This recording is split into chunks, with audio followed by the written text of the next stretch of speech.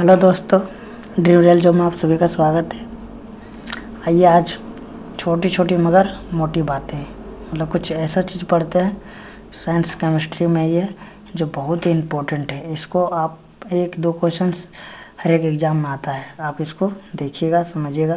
Chemistry के बारे में सारा क्लियर करते हैं कि इसमें केमिस्ट्री क्या है ना, और केमिस्ट्री में कौन सा टाइप है, उसका टाइप क्या है ना, सारा कुछ जानकारी लेते हैं। देखिए फर्स्ट, देखिए बोला गया कि रसायन शास्त्र मतलब आखिर रसायन शास्त्र है क्या। बेसिक से पढ़िए लेकिन मस्त पढ़िए, समझिए थ्योरी है ना। बोलता है रसायन शास्त्र है क्या। देखिए रसायन शास्त्र में रसायन विज्ञान मतलब केमिस्ट्री विज्ञान की वह शाखा है जिसके अंतर्गत पदार्थ की रासायनिक संरचना स्ट्रक्चर है ना, जिसको बोलते हैं संगठन मतलब कंपोजिशन, गुणधर्म प्रॉपर्टीज, परस्पर रासायनिक अभिक्रिया और उनके परिणामों का अध्ययन करते। क्या करते हैं, उसका जो स्ट्रक्चर होता है रासायनिक स्ट्रक्चर, उसका जो कंपोजिशन मतलब कौन से संगठन मतलब कौन से बना है मिलकर, और उसका गुणधर्म मतलब उसका क्या प्रॉपर्टी है, उसका गुण क्या है, उसके बारे में जो हम लोग बारीकी से अध्ययन करते हैं ना, उसको हम लोग क्या बोलते हैं, उसी को बोलते हैं केमिस्ट्री। क्या बोलते हैं, केमिस्ट्री। देखिए इसको समझिएगा। बोलता है जो 18वीं शताब्दी के फ्रांसीसी रासायनिक एंटोनी लेवोजियर, पूछेगा जो 18वीं शताब्दी के फ्रांसीसी रासायनिक शास्त्र था उसका नाम है एंटोनी लेवोजियर है ना, को आधुनिक रसायन विज्ञान का जनक माना जाता है। कहाँ किसका, तो आधुनिक विज्ञान का जनक माना जाता है। ठीक है, यहाँ तक समझिएगा, कोई दिक्कत है। देखिए जो 18वीं शताब्दी के फ्रांसीसी रसायनी था कौन, एंटोनी लेवोजियर, उसी को हम लोग आधुनिक रसायन विज्ञान का जनक मानते हैं। यहाँ तक ठीक है ना। अब देखिए बोलता है रासायनिक शास्त्र मतलब जो रसायन शास्त्र की उत्पत्ति कहाँ से हुआ था, तो मिस्र में पाई जाती है ना।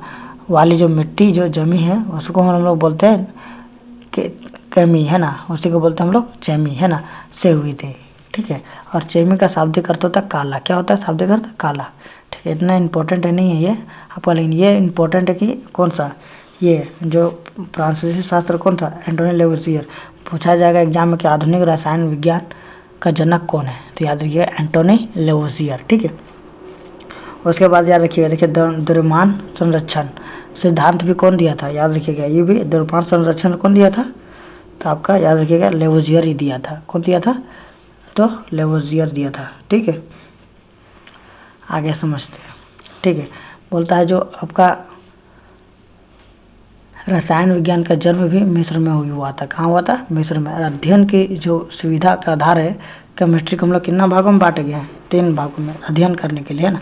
पहला कौन, भौतिक रसायन जिसको फिजिकल केमिस्ट्री बोलते हैं। फिर दूसरा आता है कार्बनिक रसायन मतलब ऑर्गेनिक केमिस्ट्री। तीसरा आता है अकार्बनिक रसायन मतलब इनऑर्गेनिक केमिस्ट्री है ना। अपना रसायन जो केमिस्ट्री 3 पार्ट में डिवाइड है। ठीक है ना, फिजिकल केमिस्ट्री, ऑर्गेनिक केमिस्ट्री और इनऑर्गेनिक केमिस्ट्री। ठीक है, आइए फिजिकल केमिस्ट्री के बारे में समझते हैं। बोलता है कि भौतिक रसायन है ना, फिजिकल केमिस्ट्री किसको बोलते हैं, बोलते इसके अंतर्गत अणुओं के भौतिक गुण तथा भौतिक संरचना पर उनके रसायन जो संरचना है के प्रभाव का अध्ययन किया जाता है। इसके अतिरिक्त इस शाखा में रासायनिक अभिक्रिया की दर, प्रकाश, रासायनिक प्रभाव आदि का भी अध्ययन किया जाता है। ये बोलने का अर्थ है इसका कि हम भौतिक रसायन को उसके मतलब उसको अध्ययन करते हैं जिसका भौतिक गुण है ना, उसका जो रासायनिक संरचना होता है और उसका जो प्रभाव होता है ना, उसी के बारे में हम लोग जो प्रकाश का जो रासायनिक प्रभाव है उसी के बारे में हम लोग जो अध्ययन करेंगे उसको हम लोग रखेंगे किसमें, भौतिक रसायन में रखेंगे। ठीक है, अब नेक्स्ट देखिए इसका क्या बोलता है, ये भौतिक कंप्लीट। अब देखिए इसके बारे में बोलता है कार्बनिक रसायन मतलब कि ऑर्गेनिक केमिस्ट्री के किसके अंतर्गत में आएगा। देखिए बोला कि इसके अंतर्गत में कार्बन और हाइड्रोजन से संयुक्त रासायनिक केमिस्ट्री मतलब बोल रहा है कि इसके अंतर्गत में रखेंगे कार्बन और हाइड्रोजन से जो युक्त होता है मतलब जो बना होता है ना केमिकल कॉम्पाउंड, उसी को रखेंगे। अथवा उनके आपसी या अन्य तत्वों की क्रिया का अध्ययन किया जाता है,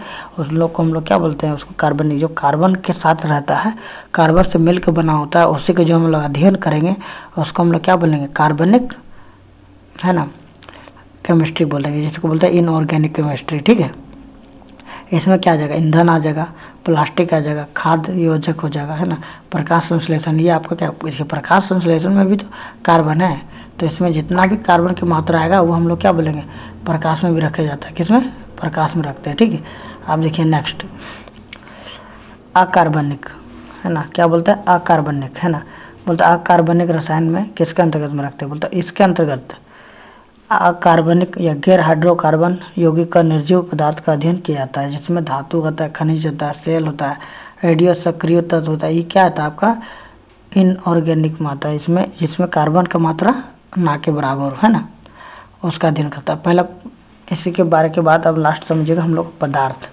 है ना। क्या है पदार्थ, पदार्थ क्या है ना, सब्सटेंस जिसको बोलते हैं मैटर, है ना। बोलता वह वस्तु का जो स्थान मतलब जिसमें स्थान लेता है ना, जिसमें भार हो, उसे हम लोग पदार्थ कहते हैं। सीधा सवाल बात यह है कि जो वस्तु स्थान लेगा, जिसका भार होगा, उसको हम लोग क्या बोलेंगे, पदार्थ बोलेंगे, ठीक है, या मैटर बोलेंगे। किसको किसको बोल सकते हैं, उदाहरण देखो, हवा भी बोल सकते हैं, पानी भी बोल सकते हैं, गैस भी बोल सकते हैं। ये तीनों हम लोग क्या आता है, पदार्थ में आता है, मैटर में आता है, ठीक है। अब आइए पदार्थ के बारे में समझते हैं कि पदार्थ के टाइप्स क्या होता है। देखिए ये आपका पदार्थ है, ठीक है। पदार्थ पहले दो भागों में डिवाइड करते हैं, एक भौतिक वर्गीकरण और एक रासायनिक वर्गीकरण में, ठीक है। भौतिक 3 प्रकार का होता है, ठोस, द्रव और गैस। और रसायन 2 प्रकार, शुद्ध और मिश्र, है ना। अब देखिए, अब जो शुद्ध पदार्थ होता है इसमें 2 प्रकार का होता है, एक तत्व होता है, एक यौगिक होता है ना। और मिश्रण में जो होता है समांग मिश्रण और विषमांग मिश्रण होता है, ठीक है। यहाँ तक आपको कोई दिक्कत है? देखिए आप आगे समझिएगा। देखिए अब बोला गया है कि जो एलिमेंट होता है वो 3 प्रकार का होता है, क्योंकि जिसमें एलिमेंट होता है धातु, अधातु, उपधातु। यौगिक मतलब 2 प्रकार का होता है, कार्बनिक यौगिक, अकार्बनिक यौगिक। और समांग मिश्रण और विषमांग मिश्रण होता है, ठीक है। ये आपका इसका देखिए, वो तो आपको पदार्थ में क्लियर हो गया था। भौतिक वर्गीकरण में ठोस, द्रव और गैस में जो आएगा वो वर्गीकरण में आ जाएगा। और रसायन में आपका शुद्ध में क्या आ जाएगा, तत्व और यौगिक आ जाएगा। और मिश्रण में आपका समांग और विषमांग आ जाएगा, ठीक है। अब देखिए अब इसके बारे में समझते हैं कि इसका भौतिक अवस्था के आधार पर पदार्थ का मुख्य 3 वर्गों में बांटा गया है भौतिक अवस्था में, ठीक है।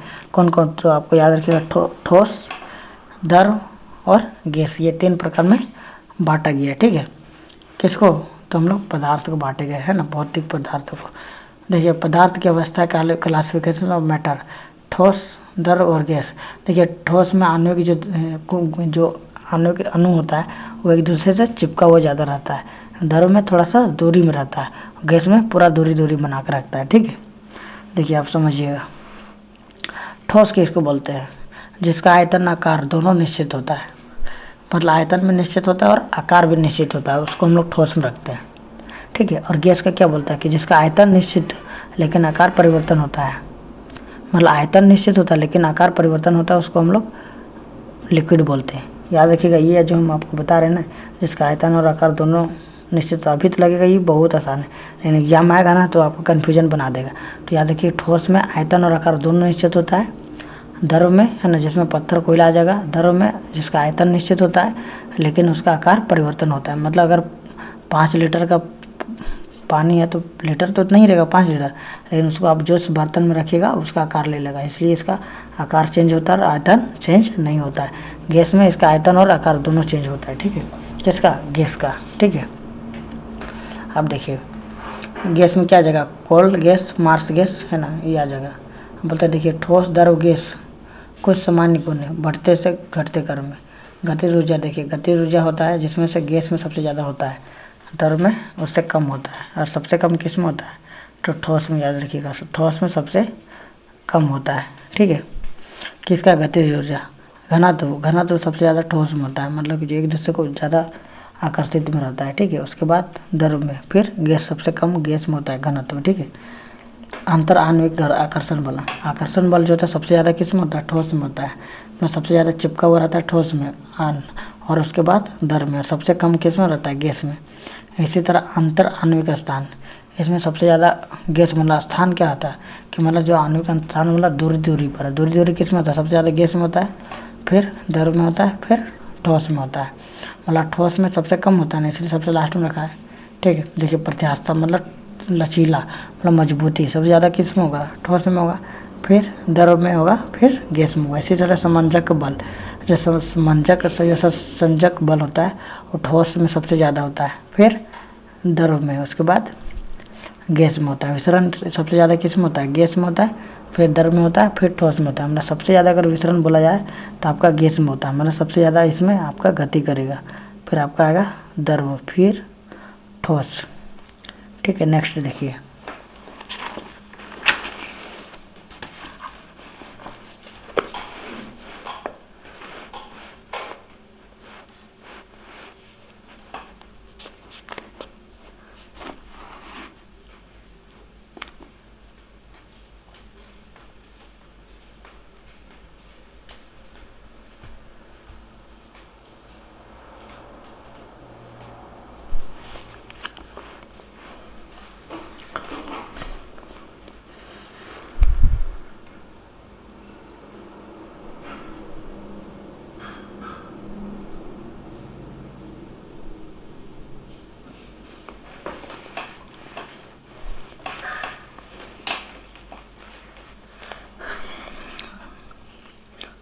नोट्स देखिए, ठोस, द्रव, गैस के अलावा पदार्थ के दो अवस्था और होती है, याद रखिएगा। ठोस, द्रव और गैस के अलावा भी दो पदार्थ और होता है जिसको बोलते हैं दो अवस्था। एक होता है प्लाज्मा अवस्था और एक होता है बोस-आइंस्टीन कंडक्शन। ये आपका दो अवस्था और होता है, प्लाज्मा अवस्था और बोस-आइंस्टीन कंडेंसेंट। ये आपका दो अवस्था और होता है। ठीक है, प्लाज्मा क्या किसको बोलते हैं? प्लाज्मा अवस्था जिसको बोलते हैं प्लाज्मा स्टेट, ये इस टाइप का होता है। ठीक है, प्लाज्मा का कोई निश्चित आकार नहीं होता है, याद रखिएगा। प्लाज्मा का कोई निश्चित आकार या निश्चित आयतन नहीं होता है ना।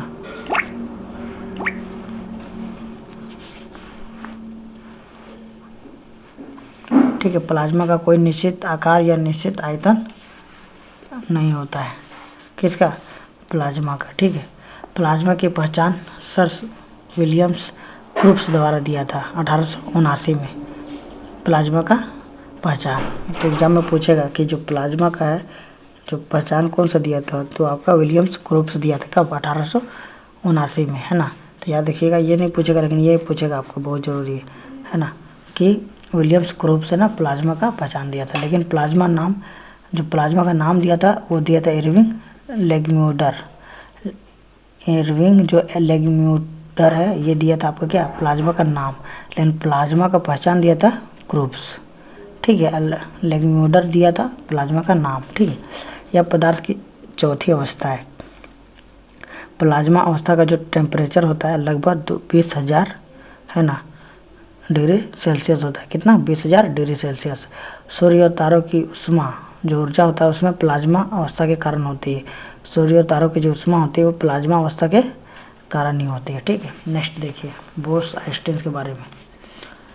बोस-आइंस्टीन कंडेंसेंट यह पदार्थ पांचवी अवस्था है। क्या है? यह आपका पांचवी अवस्था है। पदार्थ में होने वाले परिवर्तन, पदार्थ दो प्रकार का होता है ना, एक भौतिक परिवर्तन, एक रासायनिक परिवर्तन। भौतिक परिवर्तन किसको बोलते हैं? जिसमें यह अस्थाई अस्थाई होता है, इसमें परिवर्तन कोई नहीं होता है ना। यह परिवर्तन के होने के पुनः बाद अपना पूर्व अवस्था आ जाता है, उसको मतलब भौतिक परिवर्तन। मतलब कि वह परिवर्तन जिसको होने के बाद वो फिर पुनः अपना अवस्था में या अपना स्थान ले लेता है। जिस रूप में पहले था उस रूप में फिर से आ जाएगा तो हम लोग भौतिक परिवर्तन बोलते हैं। रासायनिक परिवर्तन किसको बोलते हैं? रासायनिक परिवर्तन वैसा परिवर्तन जो एक बार परिवर्तन होने के बाद फिर स्वतः अपना मूल रूप में नहीं आ पाता है, उसको हम लोग रासायनिक परिवर्तन, मतलब जो एक बार परिवर्तन हो गया वो हो गया, दोबारा उस पहले का परिवर्तन में पहले का स्थान नहीं ले सकता है, उसको रासायनिक बोलते हैं, है ना। जैसे में हो गया आपका दूध का खट्टा होना, ये आपका रासायनिक परिवर्तन, क्योंकि दूध खट्टा हो गया, खट्टा होने के बाद वो दूध नहीं बन सकता है। ठीक है, और भौतिक परिवर्तन जैसे बर्फ़ का पिघलना भौतिक परिवर्तन, क्योंकि जो बर्फ़ पिघल गया उसको हम पिघलने वाला को जो लिक्विड होता है उसको हम लोग फिर से बर्फ़ बना सकते हैं। ठीक है, इसीलिए उसको हम लोग भौतिक परिवर्तन बोलते हैं। ठीक है, देखिए भौतिक परिवर्तन रासायनिक परिवर्तन क्लियर हो गया। अब इसके नेक्स्ट आपको है ना समझिए, यह नेक्स्ट आपका है भौतिक परिवर्तन और रासायनिक परिवर्तन का कुछ झलक। बोलता है CO2 से सूखी बर्फ बनना, ये आपका भौतिक परिवर्तन है। मतलब कार्बन डाइऑक्साइड से सूखी बर्फ बनना और सूखी बर्फ से कार्बन डाइऑक्साइड हम लोग बना सकते हैं। मोमबत्ती का पिघलना अलग है, मोमबत्ती का जलना अलग है, क्योंकि मोमबत्ती जलने के बाद वो पुनः मोमबत्ती नहीं बन सकता। लेकिन मोमबत्ती का पिघलना आपका भौतिक परिवर्तन, क्योंकि पुनः ये मोमबत्ती बन सकता है। पानी से बर्फ़ का बनना, ये फिर बर्फ़ से पानी बन सकता है, ये भी भौतिक परिवर्तन है। पानी का वाष्प बनना है, वाष्प से फिर पानी बन सकता है। चीनी या नमक का पानी में मिश्रण, इससे फिर आप चीनी या नमक बना सकते हैं। तो ये आपका भौतिक परिवर्तन आता है। रासायनिक में देखिए, मक्खन का खट्टा होना, मतलब दूध का खट्टा होना, मक्खन का खट्टा होना, ये फिर आप मक्खन नहीं बना सकते। मोमबत्ती का जलना, ये भी रासायनिक परिवर्तन है। अगरबत्ती का जलना, फिर अगरबत्ती नहीं बना सकते। खाने का पचना, फिर आप खाना नहीं बना सकते। लकड़ी का जलना, फिर लकड़ी नहीं बना सकते, क्योंकि लकड़ी जलने के बाद लकड़ी नहीं बनेगा। ईंधन का जलना, ईंधन के जलने के बाद फिर ईंधन आप नहीं बना सकते हैं। लोहे पर जंग लगना, लोहे के पर जंग लगने के बाद फिर लोहा उस जैसा नहीं बनेगा, ये आपका ऑक्सीकरण हो जाता है। ठीक है, तो ये आपका क्या है, रासायनिक परिवर्तन। ठीक है, देखिए शुष्क बर्फ का सब्लिमेशन, ये कपूर का जलना, ये आपका रासायनिक परिवर्तन है। रेत का पानी में घुलना, अम्लीकृत जल का वैद्युत अपघटन, लोहे का चुंबकीकरण, ये फिर से बदल सकता है। लेकिन आपका दूध से दही बनना, फास्फोरस को केरोसिन तेल में डालना, सोडियम को पानी में डालना, प्लेटिनम को तार का जलना, पदार्थ का किण्वन, ये आपका रासायनिक परिवर्तन है। ये आपका जो हो गया, ये आपका चेंज नहीं हो सकता। ठीक है, अब आइए नेक्स्ट समझते हैं। देखिए लोहे पर जंग लगना, लोहे पर जंग लगना ये रासायनिक परिवर्तन है। ठीक है, याद रखिएगा, लोहे पर जंग लगना ऑक्सीकरण और नमी की उपस्थिति के कारण होता है ऐसा। ठीक है, लोहे पर जंग लगने पर उसका भार क्या हो जाता है, बढ़ जाता है। लोहे पर जंग लगने से उसकी आयु क्या होता है, घट जाता है। लोहे को जंग से बचाने के लिए जस्ते का लेपन किया जाता है। यह प्रक्रिया जस्तीकरण कहलाता है। क्या कहलाता है, जस्तीकरण। ठीक है, उसमें जो हम लोग लेप लगाते हैं। फिर बोला गया जो लकड़ी के कीड़े मकोड़े से बचाने के लिए उस पर जो जिंक क्लोराइड है ना, जिंक क्लोराइड का लेपन किया जाता है, वो भी आपका क्या है, संक्षारण से बचाने के लिए। जस्ते की कमी में से धान में खेर रोग होता है। जस्ते की जो कमी होता है ना, तो धान में खेरा रोग होता है। याद रखिए, खेरा रोग किससे होता है, तो जस्ते की कमी के कारण होता है। ठीक है ना, धान में खेरा रोग। ठीक है, देखिए अब उसके बाद रासायनिक परिवर्तन के बारे में समझते हैं। रासायनिक जो संगठन है के आधार पर द्रव्य को मुख्य 3 प्रकार से वर्गीकृत किया जाता है। एक आपका एलिमेंट, यौगिक, मिश्रण। ठीक है, एलिमेंट, यौगिक और मिश्रण, ये 3 प्रकार का है ना रासायनिक संगठन है। शुद्ध पदार्थ, आप देखिए शुद्ध पदार्थ क्या होता है, ये 2 प्रकार का होता है, एक तत्व होता है, एक यौगिक होता है। ये आपका शुद्ध पदार्थ में आता है। ठीक है, शुद्ध पदार्थ किस में आता है, तो आपका एलिमेंट और यौगिक में आता है। ठीक है, हम लोग तत्व किसको बोलते हैं, समझिएगा। तत्व वह शुद्ध पदार्थ है जिसे तोड़कर किसी अन्य पदार्थ में परिणत नहीं किया जा सकता है। तत्व के सूक्ष्मतम कण को हम लोग क्या बोलते हैं, परमाणु बोलते हैं। तत्व का सूक्ष्मतम जो कण होता है उन्हें हम लोग क्या बोलते हैं, परमाणु। और अभी तक लगभग 114 तत्व, जिसमें से लगभग 92 प्रकृति पाए जाते हैं, प्राकृतिक तत्व पाए जाते हैं। ठीक है, मतलब खोजा गया अंतिम तत्व कौन सा है, तो अणु, सेप्टियम आपका लास्ट तत्व है। तत्व को हम लोग 3 प्रकार में डिवाइड करते हैं, तो कौन सा, पहले हम लोग करते हैं धातु में, फिर अधातु, फिर उपधातु, है ना। भूपर पट्टी में जो तत्व पाया जाता है वो आपका सबसे ज़्यादा ऑक्सीजन पाया जाता है। ठीक है ना, और जिसको बोलते हैं अधातु। सॉरी, फिर देखिए सिलिकॉन आता है ना, फिर उपधातु आता है सिलिकॉन, फिर एल्युमिनियम, फिर फेरस पाया जाता है। मतलब सबसे ज़्यादा अधिक मात्रा में आपको ऑक्सीजन होता है, फिर सिलिकॉन, फिर एल्युमिनियम, फिर फेरस होता है। ठीक है, लेकिन अगर धातु में बोलेगा तो सबसे ज़्यादा एल्युमिनियम, फिर फेरस, है ना।